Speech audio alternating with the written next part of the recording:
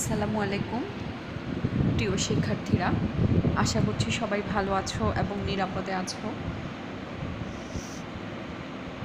আমি রিফাত জাহান, প্রভাষক, সমাজবিজ্ঞান বিভাগ, মহিলা কলেজ, চট্টগ্রাম। ডিগ্রি দ্বিতীয় বর্ষের সমাজবিজ্ঞান চতুর্থ পত্র সমাজ মনোবিজ্ঞান ক্লাসে তোমাদের সবাইকে স্বাগত জানাচ্ছি। প্রিয় শিক্ষার্থীরা, গত ক্লাসে আমরা সমাজ মনোবিজ্ঞানের সংজ্ঞা, পরিধি এবং বৈশিষ্ট্য পড়েছিলাম। আজকের ক্লাসে আমরা সমাজ মনোবিজ্ঞানের ইতিহাস পড়ব। সমাজ মনোবিজ্ঞান কিভাবে উৎপত্তি হয়েছে এবং কীভাবে সমাজ মনোবিজ্ঞান বিকশিত হয়ে আজকের পর্যায়ে এসেছে। আজকে আমরা সমাজ মনোবিজ্ঞান ক্লাসে সমাজ মনোবিজ্ঞান বিকাশের ইতিহাস নিয়ে আলোচনা করব। সমাজ মনোবিজ্ঞান বিকাশের ইতিহাস। সমাজ মনোবিজ্ঞান কে কখন প্রতিষ্ঠা করেছিল তা নিশ্চিত করে বলা বেশ কঠিন, কেননা অন্যান্য বিজ্ঞানের ন্যায় সমাজ মনোবিজ্ঞানও কোনো একটি বিশেষ দিনে কোনো একক ব্যক্তি কর্তৃক প্রতিষ্ঠিত হয়নি। যেহেতু বিজ্ঞান হিসেবে সমাজ মনোবিজ্ঞানের অবস্থান মনোবিজ্ঞান এবং সমাজবিজ্ঞানের মধ্যে অবস্থান করে, সেহেতু সমাজ মনোবিজ্ঞানের উৎপত্তি ইতিহাসে দর্শন থেকে শুরু করে নৃবিজ্ঞান, সমাজবিজ্ঞান, বিবর্তনবাদ, মনোবিজ্ঞান ইত্যাদি বিভিন্ন ভাবধারার প্রভাব লক্ষ্য করা যায়। বস্তুতপক্ষে নানাবিধ চড়াই উতরাই পেরিয়ে নানা ঘাত প্রতিঘাতের মধ্য দিয়ে এবং বিভিন্ন চিন্তাবিদদের অবদানে সিক্ত হয়ে মনোবিজ্ঞানের একটি গুরুত্বপূর্ণ শাখা হিসেবে ঊনবিংশ শতাব্দীর মাঝামাঝি সময়ের শেষের দিকে একটি স্বতন্ত্র বিষয় হিসেবে সমাজ মনোবিজ্ঞানের আবির্ভাব ঘটে। প্রথমেই আসো আমরা আলোচনা করি দার্শনিকদের অবদান নিয়ে। প্রাচীন, মধ্যযুগীয় এবং আধুনিক দার্শনিকগণ তাদের বিভিন্ন রচনাবলিতে মানব প্রকৃতি, তাদের সহজাত প্রবৃত্তি, সামাজিক রীতিনীতি, প্রথা এবং সামাজিক সম্পর্ক সম্বন্ধে অনেক ধারণা লিপিবদ্ধ করেছেন। Plato, Aristotle, Hobbes, Locke, Rousseau এবং আরও অনেক সমাজ চিন্তাবিদদের লেখনীতে ফুটে উঠেছে মানুষের সামাজিক জীবনযাত্রার সমস্যা সম্পর্কিত নানাবিধ দিক। মানব প্রকৃতি সম্পর্কে তাদের মতামত পরস্পর বিরোধী হলেও তা সমাজবদ্ধ মানুষের এক একটা বিশেষ দিককে তুলে ধরেছে। তাদের চিন্তা চেতনা নিঃসন্দেহে মৌলিক ও মহান। বিংশ শতাব্দীর দৃষ্টিকোণ থেকে সেগুলো কিছুটা অস্পষ্ট এবং অবৈজ্ঞানিক বলে মনে হলেও মানব প্রকৃতি বিশ্লেষণে তাদের চিন্তাধারা অনেক বেশি গৃহীত হয়েছে। সুতরাং সমাজ মনোবিজ্ঞানের উদ্ভবের পেছনে বিভিন্ন সমাজ চিন্তাবিদদের অবদান খুবই গুরুত্বপূর্ণ। নৃবিজ্ঞানীদের অবদান। সমাজ মনোবিজ্ঞানের উদ্ভব ও বিকাশে নৃবিজ্ঞানীদের অবদান ও উল্লেখযোগ্য। সমাজের বিজ্ঞানসম্মত আলোচনার ক্ষেত্রে ইবি টেইলর এর 1871 সালে প্রকাশিত প্রিমিটিভ কালচার গ্রন্থটি একটি উল্লেখযোগ্য রচনা।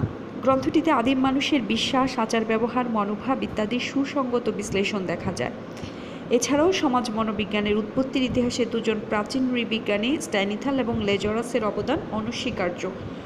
1860 সালে এই দুজন জার্মান চিন্তাবিদ জার্নাল ফোক অফ সাইকোলজি নামে একটি সাময়িকী বের করেন, যার প্রধান উদ্দেশ্য ছিল ভাষা, সাহিত্য, ধর্ম, লৌকিক উপাখ্যান, শিল্পকলা ইত্যাদি পর্যালোচনার মাধ্যমে আদিম মানুষের মানসিক প্রক্রিয়াকে আবিষ্কার করা।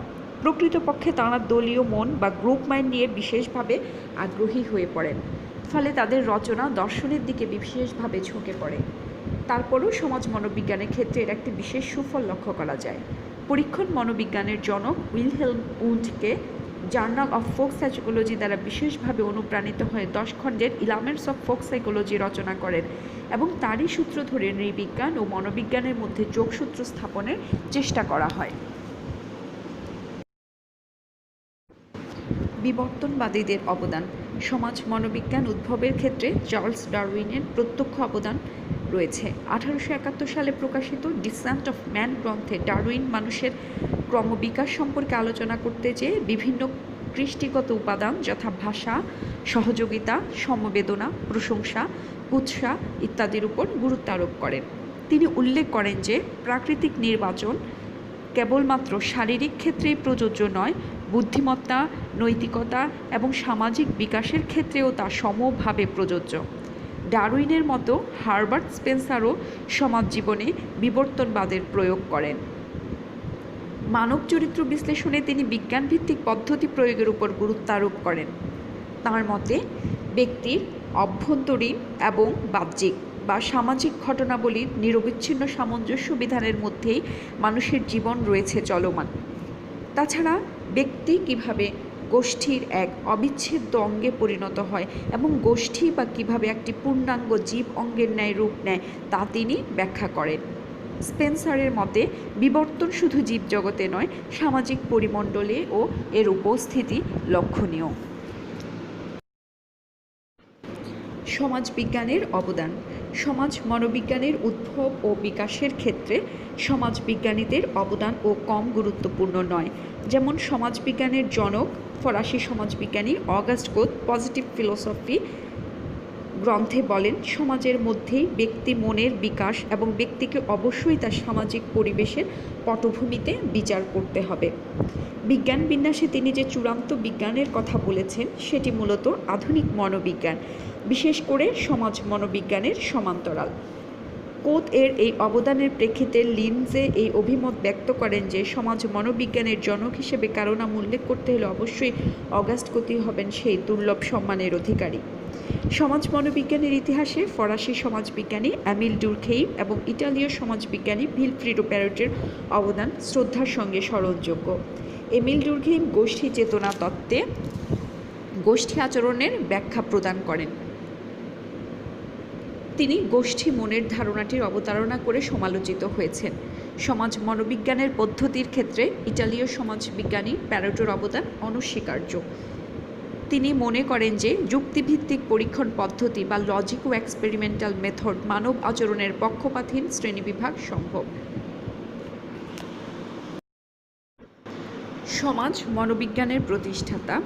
সমাজ মনোবিজ্ঞানের উৎপত্তির ইতিহাসে ফরাসি আইনবিদ ও বিচারক গ্যাব্রিয়েল টর্ডে এবং সমাজবিজ্ঞানী লি বো প্রত্যক্ষ অবদান রয়েছে। দ্য লজ অফ ইমিটেশন গ্রন্থে অপরাধমূলক কার্যকলাপ পর্যালোচনা করতে যেয়ে তিনি বলেন, অনুকরণই হলো মৌলিক সামাজিক প্রক্রিয়া এবং এর সাহায্যে সামাজিক আচরণের ব্যাখ্যা দেওয়া সম্ভব। যদিও টার্ডে অনুকরণের বিশ্লেষণ বিজ্ঞানসম্মতভাবে করতে পারেননি, তবুও তিনি প্রথম সমাজবিদ যিনি অনুকরণের মতো একটি মৌলিক সামাজিক প্রক্রিয়ার উপর ব্যাপকভাবে গবেষণা করেছেন। তার মতে এক সমাজ অন্য সমাজকে অনুকরণ করে চলেছে এবং এ প্রক্রিয়ায় সামাজিক বিবর্তন অব্যাহত রয়েছে। এভাবে সমাজ মনোবিজ্ঞানে তিনি সর্বপ্রথম সামাজিক মিথস্ক্রিয়া বা সোশ্যাল ইন্টারেকশন প্রত্যয়টি যুক্ত করেন, যার ফলেই সমাজ মনোবিজ্ঞানের যাত্রা অব্যাহত থাকে। লি বো তার দ্য ক্রাউড নামক গ্রন্থটি প্রকাশের পরে জনতার আচরণ যুক্তির চেয়ে অভিভাবনের প্রভাবই বেশি বলে জনতার মধ্যে ব্যক্তি তার নিজস্ব সত্তাকে অনেকাংশে হারিয়ে ফেলে এবং আবেগ দ্বারা প্রভাবিত হয়। জনতার আচরণ সম্পর্কে তার গবেষণা সত্যিই মৌলিক প্রকৃতির। সমাজ মনোবিজ্ঞানের উদ্ভবের ক্ষেত্রে C.H. কুলির অবদান অনস্বীকার্য। তার রচিত human nature and social order এবং সোশ্যাল অর্গানাইজেশন এই গ্রন্থগুলো সমাজ মনোবিজ্ঞানের বিকাশে এক অবিচ্ছেদ্য অংশ। কুলি দেখিয়েছেন কিভাবে পরিবার, সামাজিক সংগঠন, খেলার দল ও পাড়ার মধ্য থেকে ব্যক্তিত্বের বিকাশ সাধিত হয়। তিনি আরও দেখিয়েছেন প্রাথমিক গোষ্ঠীর নিয়ন্ত্রণ ভেঙে পড়াতে আধুনিক শিল্পযুগে ব্যক্তিত্বের উপরে কি প্রচণ্ড পরিমাণে পরিবর্তন সংঘটিত হচ্ছে। সমাজ মনোবিজ্ঞানের ঐতিহাসিক পটভূমিতে এক গুরুত্বপূর্ণ এবং অর্থবহ ঘটনার সূত্রপাত হয় 1908 সালে। এবছরই আমেরিকান সমাজ মনোবিজ্ঞানী এডওয়ার্ড রস এবং ব্রিটিশ মনোবিজ্ঞানী উইলিয়াম ম্যাকডুগাল যথাক্রমে সোশ্যাল সাইকোলজি এবং an introduction to social psychology নামে দুটো বই রচনা করেন এবং সমাজ মনোবিজ্ঞানকে একটি সুদৃঢ় ভিত্তির উপর প্রতিস্থাপন করেন। রস অভিভাবন এবং অনুকরণ প্রক্রিয়ার উপর বিশেষ গুরুত্ব আরোপ করেন এবং জনতার আচরণ, জনমত, ফ্যাশন, দ্বন্দ্ব, প্রথা ইত্যাদি বিষয়গুলোকে নির্দিষ্ট প্রক্রিয়ার ভিত্তিতে ব্যাখ্যা করেন। সমাজ মনোবিজ্ঞানকে তিনি দেখিয়েছেন সঙ্গতিপূর্ণ মানুষের ব্যবহারের এমন একটি বিজ্ঞান হিসেবে যা পারস্পরিক সাহচর্য এবং প্রতিক্রিয়া থেকে উদ্ভূত। উইলিয়াম ম্যাকডোগাল সমাজ মনোবিজ্ঞানে সামাজিক আচরণের উপর মানুষের সহজাত এবং অযৌক্তিক প্রবৃত্তির প্রভাব সম্পর্কে আলোচনা করেছেন। সামাজিক জীবন এবং পারস্পরিক প্রতিক্রিয়ার ব্যাখ্যা করতে যেয়ে তিনি অসংখ্য সহজাত প্রবৃত্তি বা ইনস্টিংক্টের কথা উল্লেখ করেছেন। তার মতে মানুষ জন্মসূত্রে সহজাত প্রবৃত্তিগুলো অর্জন করে এবং এগুলো সমাজ জীবনের বিভিন্ন ক্ষেত্রে ব্যক্তি আচরণকে প্রভাবিত ও নিয়ন্ত্রিত করে। ম্যাকডোগালের সহজাত প্রবৃত্তি তত্ত্বকে John Dewey, George Herbert Mead, C.H. Cooley প্রমুখরা তীব্র সমালোচনা করলেও উইলিয়াম জেমস ম্যাকডোগালের চিন্তাধারায় অনুপ্রাণিত হয়ে সমাজ মনোবিজ্ঞানকে আরও এক ধাপ এগিয়ে নিয়ে যান। বস্তুতপক্ষে সমাজ মনোবিজ্ঞানের আধুনিক পর্যায়ের সূত্রপাত হয় 1924 সালের দিকে। এ সময়ে H. অলপোর্ট সমাজ মনোবিজ্ঞানের একটি নতুন দৃষ্টিকোণ তুলে ধরেন। তার মতে দলীয় বা সামাজিক পরিস্থিতিতে ব্যক্তির আচরণই সমাজ মনোবিজ্ঞানের বিষয়বস্তু। 1920 এবং 30 সালে কিম্বাল ইয়াং এর সমাজ মনোবিজ্ঞান সম্পর্কিত দুটো গ্রন্থ রচনা করেন এবং এই গ্রন্থ দুটিতে তিনি মনোবৈজ্ঞানিক ও সামাজিক সাংস্কৃতিক মতবাদ এবং উপাদানগুলোকে ঐক্যবদ্ধ করার জন্য সচেষ্ট হয়েছিলেন। তাছাড়া তিনি ব্যক্তিত্বের উৎপত্তি ও ক্রিয়া এবং সমষ্টিগত আচরণের আলোচনার মধ্যে একটি যুক্তিসঙ্গত ভারসাম্য আনার চেষ্টা করেছিলেন। সমাজ মনোবিজ্ঞানকে আরও এক ধাপ আধুনিক পর্যায়ে পৌঁছান আমেরিকার মিশিগান বিশ্ববিদ্যালয়ের দলীয় গতিশীলতা গবেষণা কেন্দ্রের প্রতিষ্ঠাতা কার্ট লিউইন। তার প্রবর্তিত ক্ষেত্র মতবাদ সমাজ মনোবিজ্ঞানীদেরকে দল এবং তার অভ্যন্তরের প্রক্রিয়ার বিশ্লেষণ সম্পর্কে উৎসাহিত করে। 1930 সালে মরেনো সামাজিকতা মাপনী বা সোশিওমেট্রি এবং মনো অভিনয় বা সাইকোড্রামা এ দুটো পদ্ধতির উদ্ভাবন করেন। উভয় পদ্ধতি পারস্পরিক সম্পর্ক, দলীয় ভূমিকা, দলীয় কাঠামো ইত্যাদি সম্পর্কে পর্যবেক্ষণে গুরুত্বপূর্ণ বলে স্বীকৃত হয় এবং তা সমাজ মনোবিজ্ঞানের ফলিত দিক বিকাশের ক্ষেত্রে এক নতুন মাত্রা সৃষ্টি করে। সমাজ মনোবিজ্ঞানের একটি গুরুত্বপূর্ণ প্রত্যয় হল মনোভাব। মনোভাব পর্যালোচনা এবং এ সম্পর্কে গবেষণার ক্ষেত্রে অলপোর্ট এবং থার্স্টনের নাম বিশেষভাবে উল্লেখযোগ্য। 1929 সালে থার্স্টন মনোভাব পরিমাপের একটি স্কেল উদ্ভাবন করেন যা সাম্প্রতিককালে সমাজ মনোবিজ্ঞানীদের কাছে বিভিন্নভাবে গৃহীত হয়েছে। 1935 সালে George gallop American institute of public opinion প্রতিষ্ঠা করেন, যা পরবর্তীকালে গ্যালাপ পোল হিসেবে প্রসিদ্ধি লাভ করে এবং নির্বাচনী প্রচারাভিযান সম্পর্কিত বিষয়ে এর অধিকতর কার্যকারিতা দেখা যায়। 1930 সালে বোগার্ডাস এমন একটি টেস্ট বা অভিক্ষা রচনা করলেন যার সাহায্যে প্রিজুডিস বা সংস্কারের পরিমাপ করা সম্ভব হয়। সেই সূত্র ধরে 1954 সালে G.W. অলপোর্ট রচনা করেন দ্য নেচার অফ প্রিজুডাইস এবং গারহার্ড সেনগার রচনা করেন the social psychology of prejudice. এই দুটি গ্রন্থেই সমাজ মনোবিজ্ঞানের বিকাশের পথকে অনেকটুকু এগিয়ে নিয়ে গেছে। 1951 সালে জাহোরা এবং অপর দুই সহ লেখক research methods in social relations রচনা করেন, যাতে সমাজ মনোবিজ্ঞানের ক্ষেত্রে বর্তমানে যেসব অভিজ্ঞতামূলক প্রণালী বা রীতি প্রয়োগ করা হয় তাদের অনেকগুলোরই ব্যাপক এবং নির্ভুল বৃত্তান্তের আলোচনা দেখতে পাওয়া যায়। বর্তমানকালে শিল্পায়ন ও নগরায়নের ফলে পারিবারিক কাঠামোতে এসেছে ব্যাপক পরিবর্তন। এই পারিবারিক সম্পর্ক, বিপথগামী আচরণ এবং অপরাধীদের চিকিৎসা, আন্তঃসাংস্কৃতিক শিক্ষা ইত্যাদি বিভিন্ন কাজে এগিয়ে এসেছে ইউনেস্কো, পিস, CORPS ও অন্যান্য আন্তর্জাতিক সংস্থা। আন্তর্জাতিক সম্পর্ক পর্যালোচনার ক্ষেত্রে দলীয় প্রক্রিয়ার বিভিন্ন সমস্যা যেমন চুক্তি সম্পাদন, ঝুঁকি গ্রহণ ইত্যাদি বিষয়গুলো অত্যন্ত গুরুত্বপূর্ণভাবে আলোচিত হচ্ছে।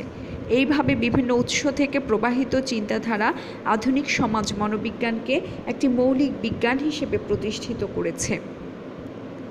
সুতরাং আমরা বলতে পারি যে সমাজের বিভিন্ন সমস্যা সমাধানের ক্ষেত্রে সমাজ মনোবিজ্ঞানী মানব আচরণের প্রকৃতি বিশ্লেষণ এবং তা অনুধ্যানে বৈজ্ঞানিক পদ্ধতির হাতিয়ার নিয়ে ক্রমাগত এগিয়ে চলেছেন। আর এই এগিয়ে চলার ইতিহাসই সমাজ মনোবিজ্ঞানের ক্রমবিকাশের ইতিহাস। এভাবেই নানা ঘাত প্রতিঘাত ও অন্তর্ঘাত এবং বিভিন্ন সমাজবিজ্ঞানী, দার্শনিক, নৃবিজ্ঞানী, সমাজ মনোবিজ্ঞানী প্রমুখদের প্রত্যক্ষ এবং পরোক্ষ অবদানে পূর্ণাঙ্গ স্বতন্ত্র বিজ্ঞান হিসেবে সমাজ মনোবিজ্ঞান প্রতিষ্ঠিত হতে পেরেছে। প্রিয় শিক্ষার্থীরা, আমরা আমাদের আজকের লেকচার এখানেই শেষ করব। আশা করি তোমরা সবাই লেকচারটি মনোযোগ দিয়ে শুনবে, যেখানে প্রয়োজন নোট ডাউন করবে। প্রতিদিনের লেকচারটা প্রতিদিন শুনে সেটা ক্লিয়ার করার চেষ্টা করবে, পড়া জমিয়ে রাখবে না। প্রিয় শিক্ষার্থীরা, সবাই ভালো থেকো, সুস্থ থেকো, নিরাপদে থেকো। আজ এ পর্যন্তই। আল্লাহ হাফেজ।